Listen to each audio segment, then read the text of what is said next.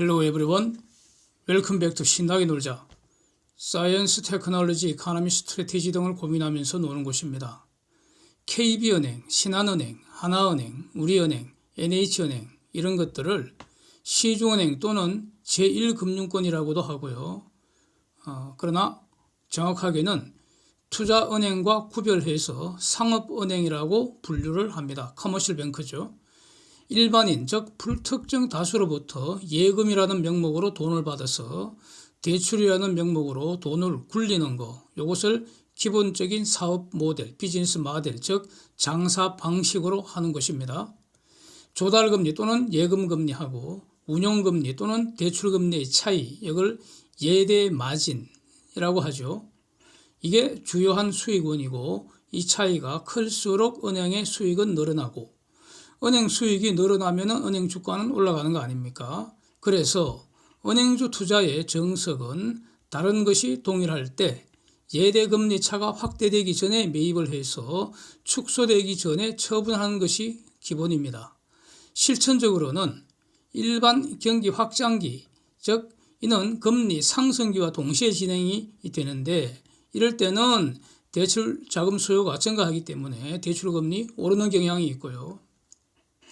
경기 후퇴기, 즉 경기 부양을 위해서 금리 인하하는 시기와 같이 진행이 될 텐데 이럴 때는 자금 수요 감소로 대출금리 하락하는 경향이 있습니다. 그래서 금리가 상승하는 시기에는 은행업 투자 비중을 늘리는 것이 일단 상식입니다. 이제 기사를 보겠습니다. 한국 상업은행들 중에서 예대금리 차가 가장 높은 곳은 신한이라고 하네요. 또 KB, 하나은행 이런 순서라고 합니다. 그러면 과연 주가가 이런 순서일까? 그렇진 않죠. 예. 뭐 지금 이런 신한은행, KB은행, 하나은행 이 정도는 그냥 상식적으로 주가 수준을 알고 있어야죠. 예. 그러면 뭐 때문에 다르냐 이겁니다. 이런 즉 신한은행이 예대금리 차가 가장 높은데 왜 주가는 가장 높지 않느냐 이런 얘기입니다. 다른 것이 뭐냐 이겁니다. 그래서 대출 잔액이 많아야겠죠. 예대금리 차이라는 것은 그렇게 큰 차이가 아니고 도토리 키재는 정도 아닙니까? 결정적인 것은 우량 대출 잔액이 많아야 되지 않겠습니까? 그래서 이자 수익이 늘어나겠죠.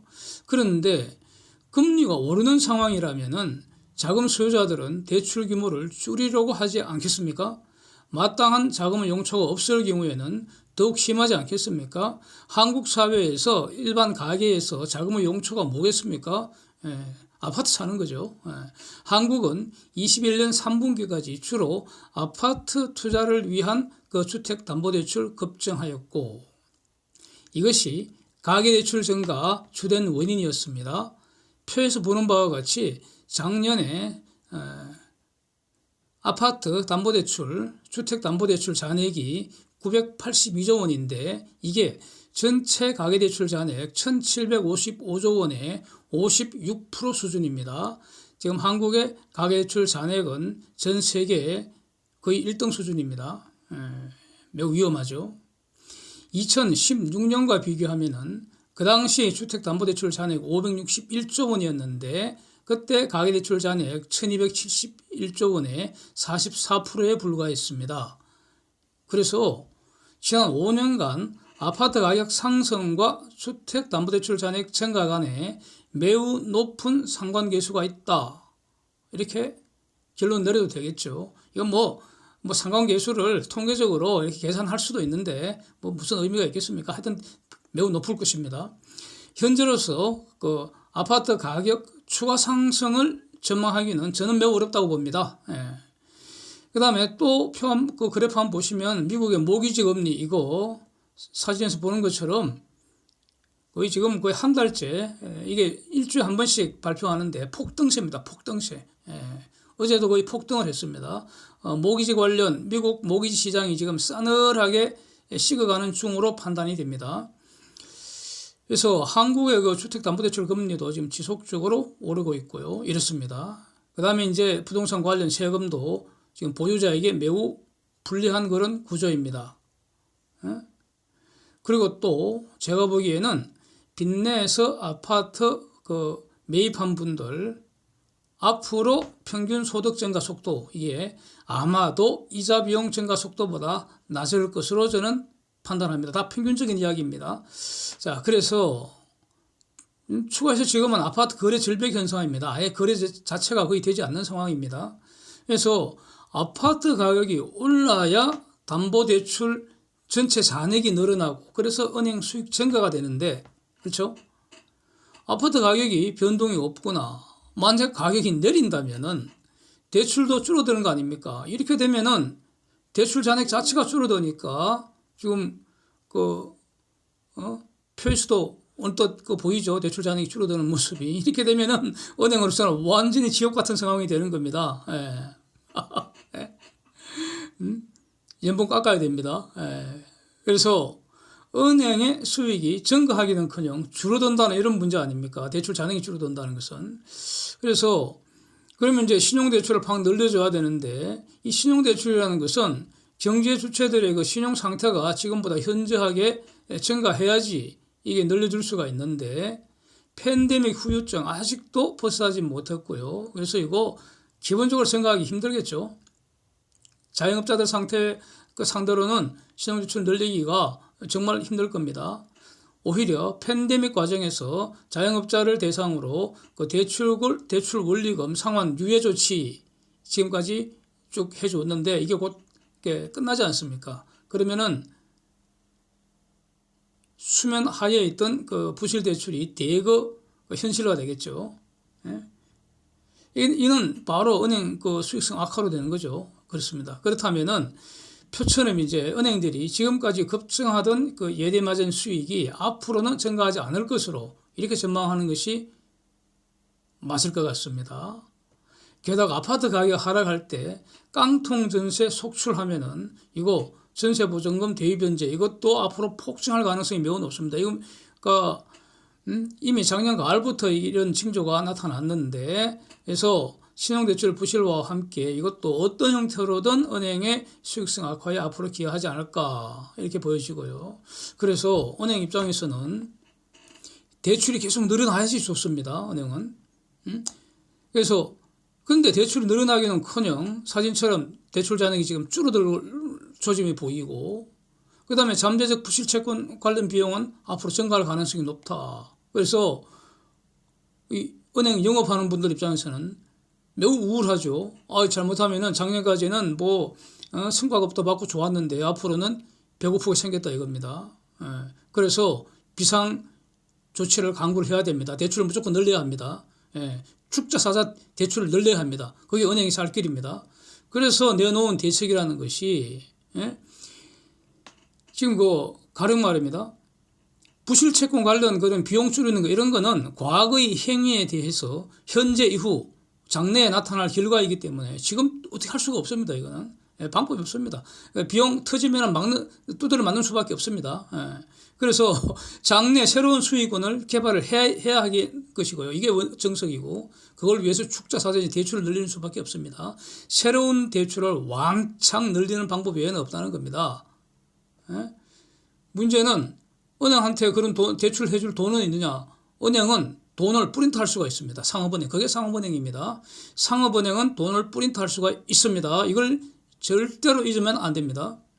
한국은행이 프린트하는 것은 본원통화이고요. 상업은행들이 프린트하는 돈은 신용통화입니다. 즉 신용창조를 통해서 돈을 프린트할 수 있다 이겁니다. 일종의 이거를 일종의 은행권이 갖는 마이너스 통장이라고 이렇게 생각할 수도 있습니다. 개념적으로 생각할 수도 있습니다.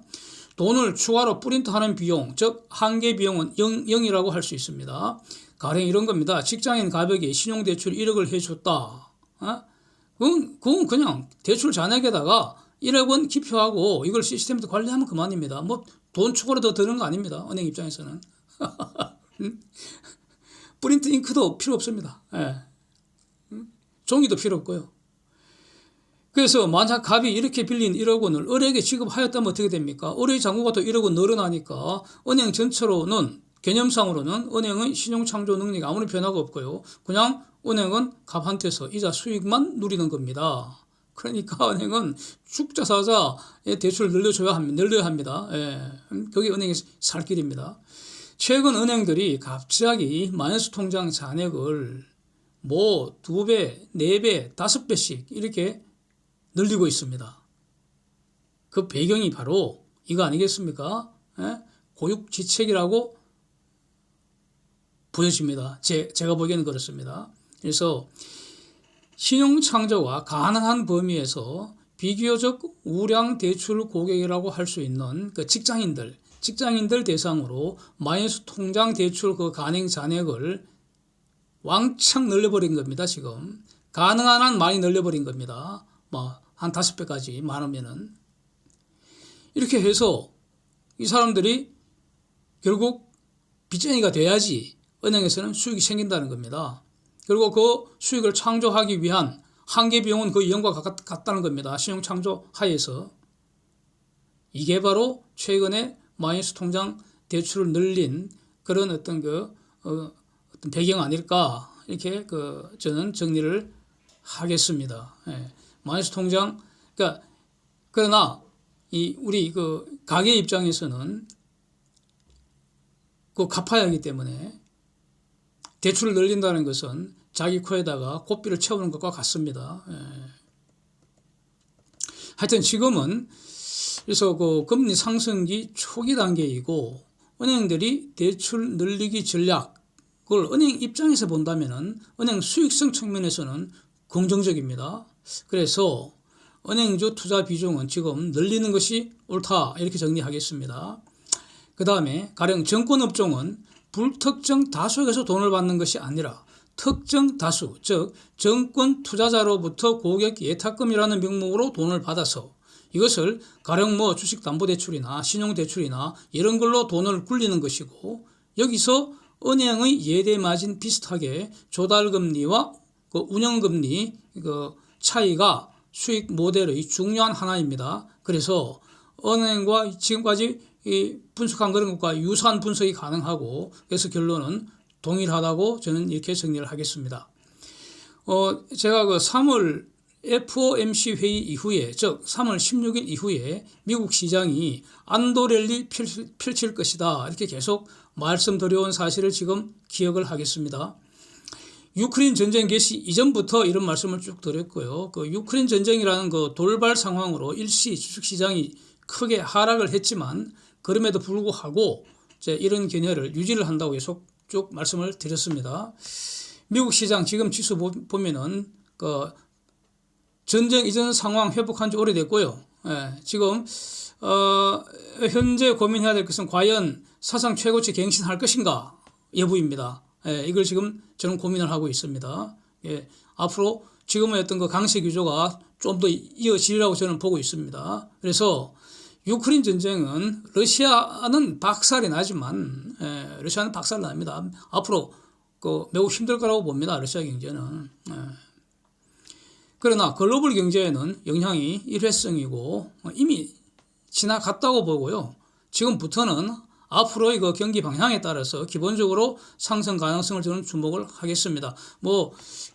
최근에 유크레인 관련해서 러시아 관련해서 에너지 산업 관련해서 여러 가지 영상을 많이 올렸는데 거기서도 기본적으로 이런 시각을 그걸 기초로 저는 분석을 하고 있습니다. 그래서 하여튼 이런 차원에서 지금이 앞으로 이제 경기가 회복되는 좀 확장되는 그런 상황으로 저는 보고 있기 때문에 은행주, 정권주 이렇게 한번 검토를 해 보았습니다. Thanks for watching. See you next.